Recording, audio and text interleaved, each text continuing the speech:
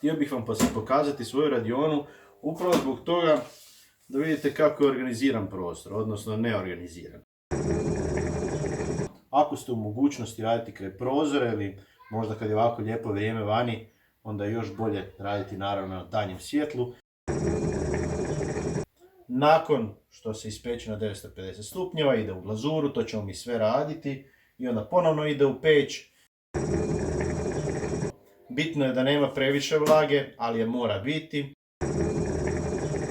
Ovo je upravo onaj kreativni nered o kojem sam vam pričao. Ako želite da vam se glina ne zalijepi za površinu na kojoj radite, pošpricate ju sa WD-40. Uređaj miješa glinu i drobi i onda dobivamo ovakvu lijepu kako se zove, kompaktnu smjesu.